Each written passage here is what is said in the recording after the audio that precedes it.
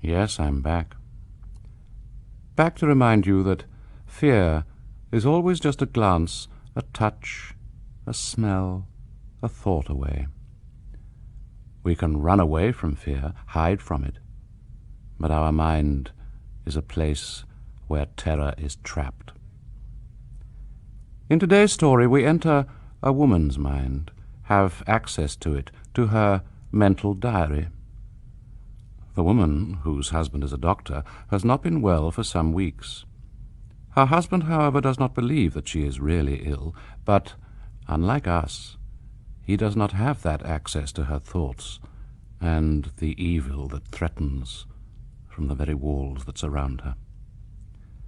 It's possible you won't ever feel quite the same about the walls of your own room after you've been exposed to the yellow wallpaper.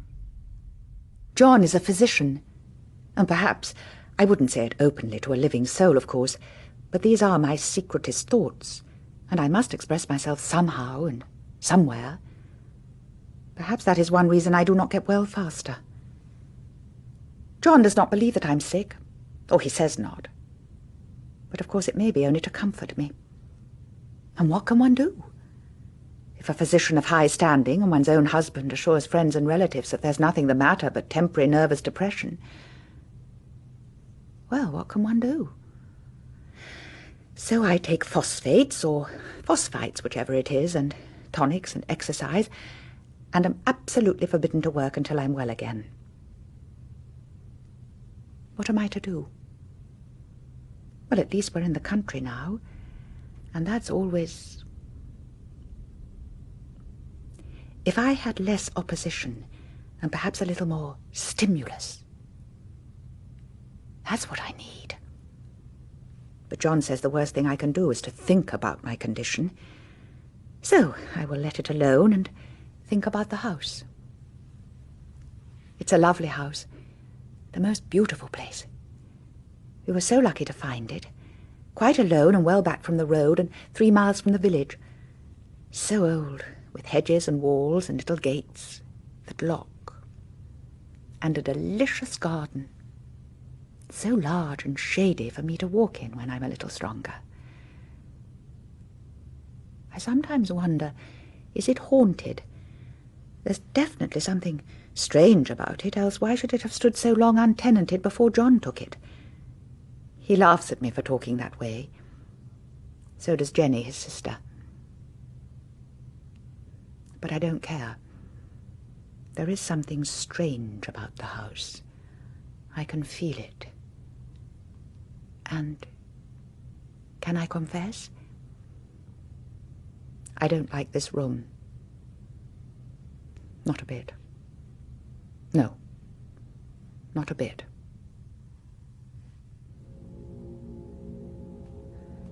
It was a nursery once, I think. The windows are barred for little children. But the paper looks as if a boys' school had once used this room. It's all stripped off, the paper, in great patches all round the head of my bed, about as far as I can reach, and in a great place on the other side of the room, low down. I never saw a more dreadful paper in my life. One of those sprawling, flamboyant patterns, all curves, creeping, uncertain, twisted curves. And the colour is repellent. A smouldering yellow all over, and a sickly sulphuric tint in some patches and a lurid orange in others. No wonder the children hated it. I should hate it myself if I had to live here long. Unclean yellow.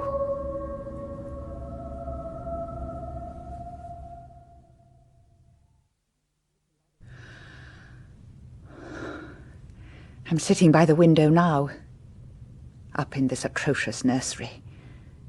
I'm glad my case is not serious. Not really serious.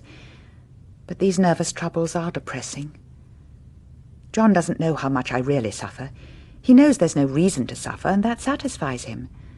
I get so unreasonable with him sometimes, and angry with him sometimes. I never used to be so sensitive. Of course, it's only nervousness. But John says if I'm not careful, I shall lose all self-control. So I try to control myself, or before him at least. That makes me very tired, and then I cry. I meant to be such a help to John, and such a real comfort. And I think I'm only a burden, and he worries about me. Nobody would know what an effort it is to do what little I'm able, just to dress and walk about a little, perhaps, and order things. It's lucky Jenny is so good with our baby, and yet I can't be with him. Oh, it makes me so nervous. I suppose John was never nervous. He laughs at me sometimes about this wallpaper. At first he meant to repaper the room, but afterwards he said that I was letting it get the better of me, and that nothing was worse for a nervous patient than to give way to such fancies. He said that after the wallpaper was changed, it would be the heavy bedstead, and then the barred windows, and then that gate at the head of the stairs, and so on. And it would not be worth doing much. We're not here for very long. And in a way, I'm getting quite fond of the big room. All but that paper.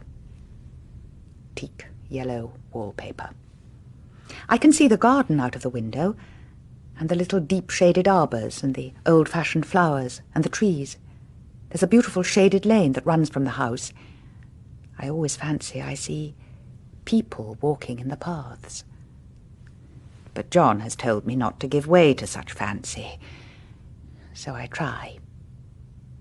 At least I try. Oh, I wish I could get well faster. But I mustn't think about that either. This paper looks as if it knew what a vicious influence it had. There's a spot where the pattern lolls like a broken neck, and there are two bulbous eyes that stare upside down. I get angry with it, and its impertinence and its everlastingness, and up and down and sideways they crawl, and those unblinking eyes are everywhere. And I never saw such expression in a thing before, an inanimate thing. Although inanimate things can have great expression. I used to lie awake as a child and get more entertainment and terror out of blank walls and plain furniture than most children could find in a toy shop. And I remember what a kindly wink the knobs of our big old desk used to have. And there was one chair that always seemed like a strong friend. I used to feel that if any of the other things looked too fierce, I could always hop into that chair and be safe. All safe. All safe. But there is no old chair in this room. Moonlight. And I lie here on this great bed and follow the pattern, hour by hour. How huge the bed is. I believe it is nailed down. I cry at nothing. Not when John is here, of course, or anybody else. But when I am all alone, like now, tonight, I am alone in the house. I will follow the pattern. I will. I start at the corner, the far corner, where the paper hasn't been torn away. I know a little of design, but this thing was never arranged in any design I ever heard of. Each strip is alone, all alone, and the bloated curves and the flourishes, all in columns, and they connect diagonally, and they go off in long waves, slanting waves, like seaweed. And there is another pattern behind, but only in certain lights, and I can fancy sometimes a formless sort of figure. No! No! No!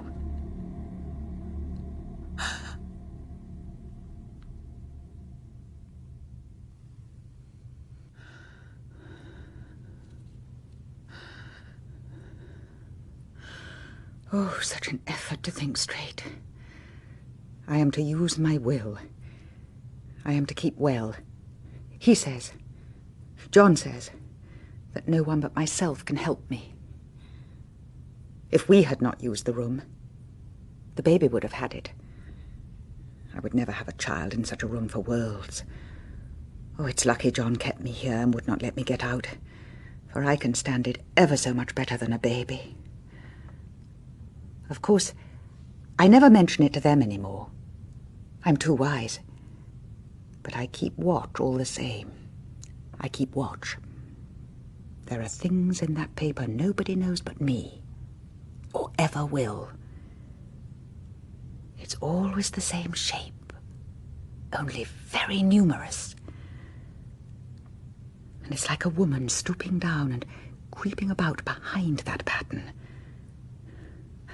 I don't like it. I wish John would take me away from here.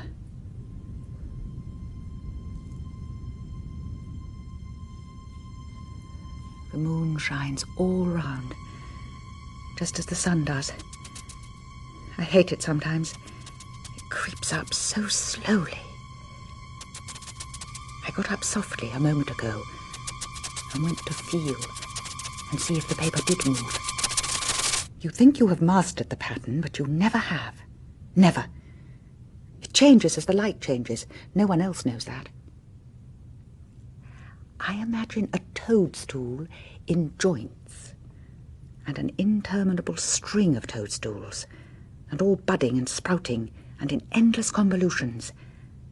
And that there is something like it.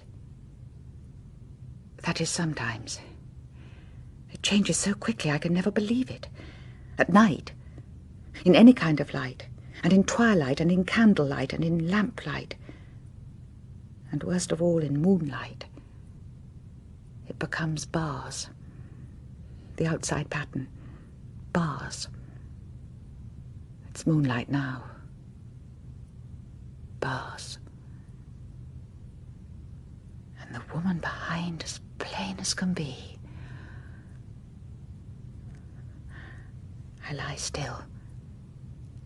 I just lie still. Oh, I lie down so much now. He says it is good for me, and I am to sleep all I can. But I don't sleep. I can't. It cultivates deceit. I don't tell them I'm awake. Oh, no. And I am almost a little afraid of him, John. And he looks at me so strangely sometimes. And even Jenny looks strangely sometimes. And I wonder that perhaps it is the paper. I watch him when he doesn't know I watch. And I come into the room suddenly. And I catch him several times looking at the paper, and Jenny looking too. I caught Jenny with her hand on it once. Yesterday. She didn't know I was there and watching, and when I asked her in a quiet voice and very restrained, and I asked her what she was doing with the paper, she turned round as if she'd been caught stealing, and she looked quite angry. And then she said that the paper stained everything it touched, and that she'd found yellow marks and smudges on my clothes, and it sounded so innocent, so innocent. But I know she was studying the pattern, and nobody is to find out but me.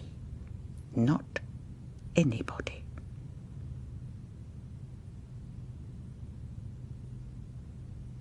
The woman behind is quiet in the daytime, but at night, now,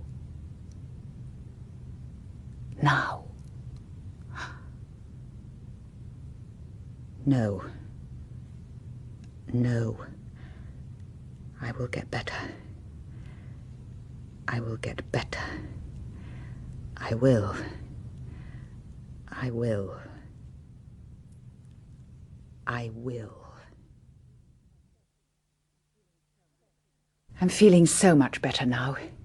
So much better. I don't sleep much at night, perhaps, for it's so interesting to watch developments. But I sleep a good deal in the daytime. In the daytime, it's tiresome and perplexing. There are always new shoots on the fungus, and new shades of yellow all over it. I can't keep count of them, I can't, though I have tried. It's the strangest yellow, that wallpaper. It makes me think of all the yellow things I ever saw. Not lovely ones like buttercups, but old yellow things. Foul yellow things. And there's something else about that paper. The smell. I noticed it the moment we came into the room, but with so much air and sun it was never so bad. Now we've had a week of fog and rain, and whether the windows are open or not, the smell is here. It creeps all over the house. It lies in wait. I can turn my head suddenly and surprise it. It's not so bad at first, and very gentle, but so subtle and enduring. I wake up in the night and find it hanging over me. It used to disturb me at first. I thought perhaps of burning the house to reach the smell. But I'm used to it now, and the only thing I can think of that it's like is the colour. The colour of the wallpaper. A yellow smell. There is a mark on the wall. A new one. Very strange, low down near the skirting board. A long, long streak that runs right round the room. It goes behind every piece of furniture except the bed. A long, straight, even smudge, as if it had been rubbed over and over. I wonder how it was done and who did it. And why they did it. Round and round and round. Round and round and round. Oh, it makes me giddy. But I really have discovered something at last. I really have. Through watching. So much watching at night, when it changes so. The front pattern does move. The woman behind makes it move. Sometimes I think there are a great many women behind, and sometimes only one. And she creeps round. She creeps round so fast, and the creeping moves it all over. Then in the bright places, she keeps still, so very still. And then she looks at me. For a long, long while, she just looks at me. And perhaps she'll take the bars for a moment, the shady places, and shake them. And she tries to climb out. But no one can climb out through that pattern. It strangles. That is why there's so many. And the eyes turn white when it strangles. But I think that woman gets out in the daytime. For I've seen her. I can see her out of every one of my windows. It's the same woman, I know. For she's always creeping. I see her creeping up and down in that long shaded lane. And the long road there, under the trees. Creeping along. And when someone passes, she hides and crouches in the hedges. She won't want to be seen. No, it would be dreadful to be seen. It would be so humiliating to be caught in daylight. I always lock the door in daylight. I can't do it at night, for I know John would suspect something at once. And he's so strange now that I don't want to anger him. I don't want to distress him. I wish... if he would take another room. I don't want anyone to get the woman out at night but myself. I wonder often if I could see her out of all the windows at once. She may be able to creep faster than I can turn. I've watched her sometimes away in the open country, creeping as fast as a cloud shadow in a high wind. If only the top pattern could be got from the under one. I mean to try it, little by little. Yet there's so little time. Only 2 more days. I found another strange thing, but I shan't tell them. Not this time. No, it doesn't do to trust people too much. Oh, only 2 more days to get this paper off. And I believe John is beginning to notice. I don't like the look in his eyes, and I heard him ask Jenny a lot of professional questions about me. She had a very good report to give. She said I slept a good deal in the daytime. Well, John knows I don't sleep very well at night, for all I'm so quiet. He asked me so many questions and pretended to be very loving and kind, as if I couldn't see through him. Yet I think he's decided to go. Yes, at last. I shall have company in the new home. And I don't want company. Only 2 more days. He said he would go in 2 more days. He's come in. Oh, John has just come in. A moment ago, just a moment ago. And he... No. I want to go back a little in my thoughts.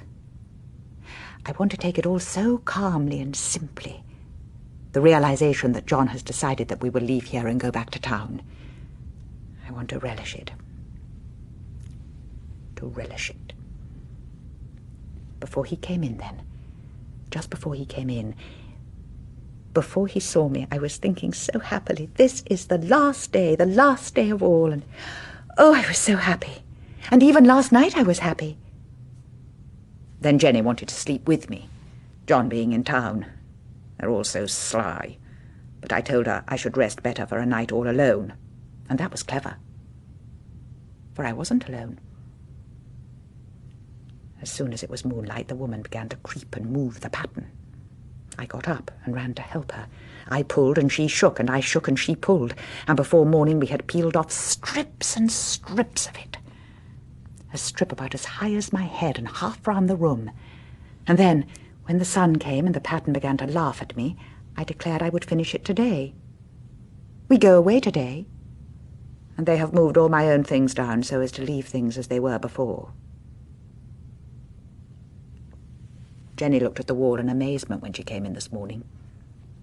But I told her merrily that I only did it out of spite, pure spite at the vicious thing, and she laughed, but so strangely, and said that she wouldn't mind doing it herself, but I'm not to get tired, and how she betrayed herself that time. But I am here, and no person touches that paper but me. Not alive. Jenny tried to get me out of the room to wait downstairs till John came. Oh, it was too patent. But I said it was so quiet and empty and clean now with all the things away, and I believed I would lie down and sleep again all I could to get ready for the journey when John came, and not to wake me even for dinner, and I would call when I woke. So Jenny's gone now, and the servants are gone, and only that nurse is downstairs, waiting for John and I to come down. But John and I won't come down. Not for a long time. Nothing here now. Nothing at all. Except the great bedstead nailed down with the canvas mattress we found on it. I enjoy the room. Now it's bare again. But how these children did tear about here. There are great gouges and scratches on the floor, and the bedstead is all splintered and almost gnawed, it seems. But I must get to work again. I locked the door. I had to lock the door, so that he wouldn't interrupt. And I threw the key out of the window, through the bars, down beside the front path. I brought a rope up here. I've got it now. And even Jenny didn't find it, though she looked all round. And if the woman does get out and tries to get away, I can tie her. But I forgot. I can't reach. I can't reach higher without anything to stand on. And there's only the bed, and the bed doesn't move. I tried, and I still try. I try to lift and push until I'm lame, and I peeled off all the paper I could reach from the floor. There was always that. But it stuck. It still sticks. And the pattern always laughed. Oh, I'm getting angry enough to do anything. To jump out of the window would be good, but the bars are too strong even to try again. And it wouldn't do. There's still so much to be done, so much. I don't like to look out of the windows even. There are so many creeping women, and they creep so fast, much faster than I can. I wonder if they all came off the paper, as I did. But I am firmly fastened now with my rope. They won't get me out in the road there, no. I suppose I shall have to get back behind the batten when it comes night. And that is hard, so hard. Oh, it is so pleasant to be out in this great room and creep as I please. I don't want to go outside. I won't. Not even if they ask me, for you have to creep on the ground outside, and everything is green instead of yellow. But here I can creep smoothly on the floor, and my shoulder just fits the long mark round the wall so I can't lose my way. And I crept and crept. And then John came. Just a moment ago, John came. And he knocked and cried out, and he seemed so angry and so anxious and so distressed. And he called for a hammer. But the nurse downstairs must have gone out for a minute, and he went on calling. So I had to call out to him after a time, but in the gentlest voice. I had to call that the key was down by the front steps where I'd thrown it. And he went down. I heard him going down. And then he ran up with the key, and he came in. He's in here now, in the room with me. But when he did come in, when he first came in, and when he stood there so empty and wild-looking in the door, poor John, poor John. I went on creeping, but I smiled at him over my shoulder. But why should he have given such a little moan?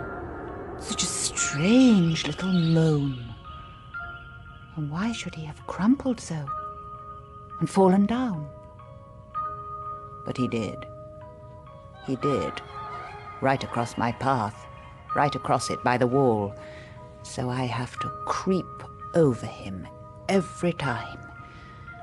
Every time I go round and round now, I have to creep over him, over him, over him, over him when I go round, round and round and round and round and round and round and round and round and round and round and round.